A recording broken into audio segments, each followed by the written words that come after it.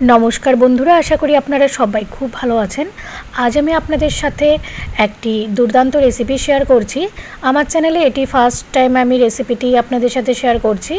आज आमी बानिয়েছি ডিমের পোচ কারি বা এগ ড্রপ কারি। তো ফার্স্ট টাইম বানিয়েছি জন্য দেখতে একটু খারাপ লাগছে, কিন্তু খেতে কিন্তু ভীষণই ভালো হয়েছিল। তো চলুন কী করে বানিয়েছি আপনাদের সাথে শেয়ার করি। এখানে আমি কিছু মশলা নিয়েছি, রসুন বাটা, জিরে বাটা, আদা বাটা, এখানে নিয়েছি পেঁয়াজ বাটা, আর এখানে শুকনো লঙ্কা বাটা, আর এখানে আমি পেঁয়াজ একটু কুচি করে নিয়েছি, একটা কাঁচা লঙ্কা আমি নিয়েছি, আর এখানে 3-4টা রসুনের কোয়া কুচি করে নিয়েছি, আর এখানে আমি একটু টক দই ফেটিয়ে রেখেছি। কড়াইয়ে এবার আমি দিয়ে দিলাম সর্ষের তেল। তেলটা গরম হয়ে গেলে এবার আমি দিয়ে দিলাম গোটা জিরে। গোটা জিরে দিয়ে এবার আমি দিয়ে দিলাম রসুন কুচি আর পেঁয়াজ কুচি। ফোড়নটাকে আমি একটু ভেজে নেব। এরপর আমি বাকি সব মশলাগুলো দিয়ে দিচ্ছি। এগুলো আমি সব বাটা মশলা ইউজ করেছি। দিয়ে দিলাম প্রথমে জিরে বাটা,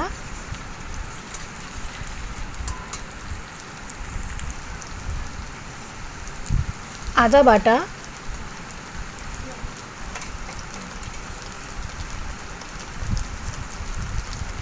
দিয়ে দিলাম রসুন বাটা,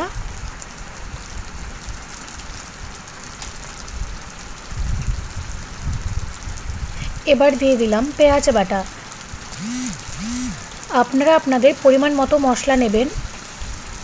আমি যেহেতু আজকে 3টা ডিমের রেসিপিটি করছি, তাই আমি পরিমাণ মতো করেই নিয়েছি, আর ঝালটা আপনারা আপনাদের পরিমাণ মতো করেই দেবেন।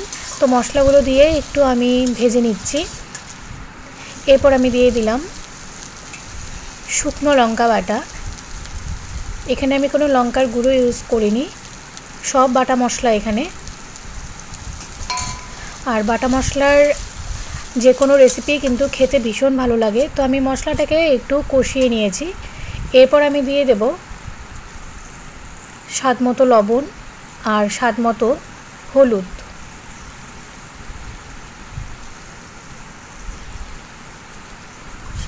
ভালো করে মশলাটাকে একটু ভেজে নেব। এরপর আমি দিয়ে দেব ফেটানো টক দই।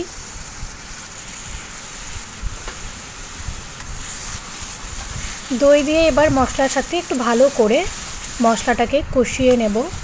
তো আমার মশলা কষানো হয়ে গেছে।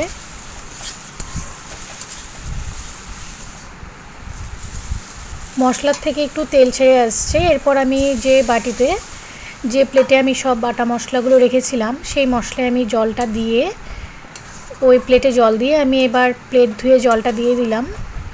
এরপর এই জলটাকেও আমি, জলের সাথে মশলাটাকেও আমি একটু ভালো করে মশলাটাকে কষিয়ে নেব। তো মশলাটা আমি ভালো করে কষিয়ে নিয়েছি। এরপর আমি দিয়ে দেব পরিমাণ মতো করে জল। যেহেতু এটা একটা গ্রেভি রান্না হবে, মশলাটা একটু গ্রেভি থাকবে, তাই আমি জল অল্প করেই দিয়েছি। এবার আমি ঝোলটাকে একটু ফুটিয়ে নিচ্ছি।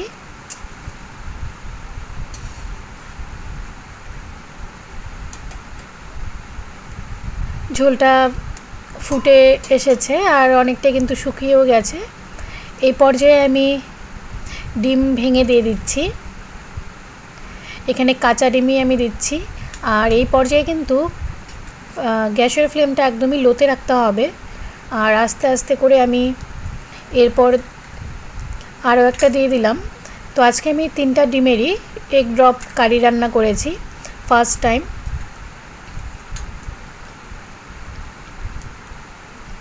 তো এবার আমি 5 মিনিটের জন্য লো ফ্লেমে আমি ঢেকে রান্নাটি করে নেব।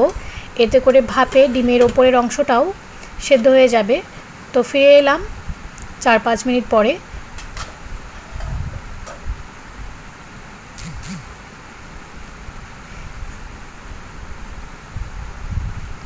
তো এই যে উপরের ডিমের কুসুমটাও কিন্তু সেদ্ধ হয়ে গেছে।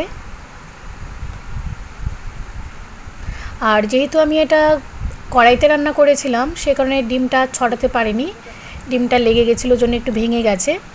এরপর নেক্সট দিন যদি আবার ট্রাই করি তাহলে তাওয়া টাইপের কড়াইতেই রান্না করব। তো রেডি হয়ে গেল আমার এগ কারি, এগ পোচ কারি বা এগ ড্রপ কারি। রেসিপি ভালো লাগলে লাইক কমেন্ট করে পাশে থাকবেন। খেতে দুর্দান্ত হয়েছিল। আর নামানোর আগে একটু গরম মশলা ছিটিয়ে দেবেন। ধন্যবাদ।